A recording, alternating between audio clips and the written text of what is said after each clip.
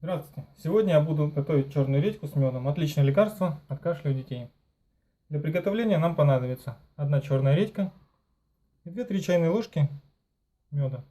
Мед можно использовать любой, у меня под рукой оказался мед подсолнечника, поэтому я буду использовать именно его. Хочется сразу отметить тот факт, что мед является сильным аллергеном, и если вы знаете, что у вашего ребенка на него аллергия, замените его простым сахаром. Для приготовления черной редьки с медом я выбираю редьку средних размеров, 400-500 грамм. Итак, начнем.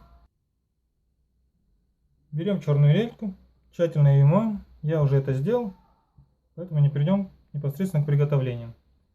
Отрезаем верхушку, примерно так. Никуда ее не выкидываем, просто оставляем в сторону, она нам еще пригодится. Ложкой делаем в черной редьке углубление для меда. Вам придется приложить определенные усилия, так как черная редька сама по себе очень твердая.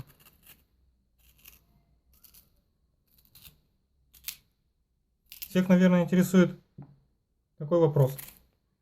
Чем же полезна черная редька и каким образом она может помочь вылечить кашель детям?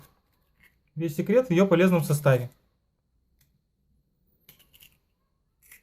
Ведь кроме витаминов и микроэлементов в ней содержится вещество под названием лизоцим, который обладает сильнейшим бактерицидным, муколитическим и противовоспалительным действием.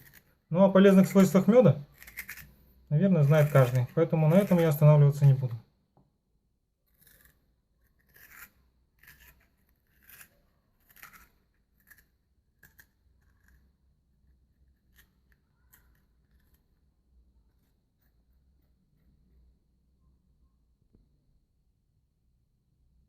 В итоге должна получиться вот такая лунка, которую мы наполовину наполняем медом.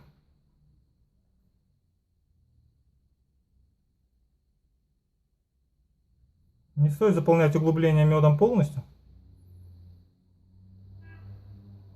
потому что сок редьки, который вскоре начнет выделяться, будет выливаться наружу.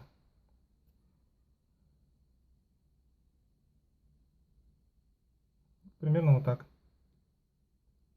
Теперь черную редьку с медом мы накрываем отрезанной верхушкой, как крышкой. Ставим в небольшую пиалушку или тарелочку и оставляем настаиваться.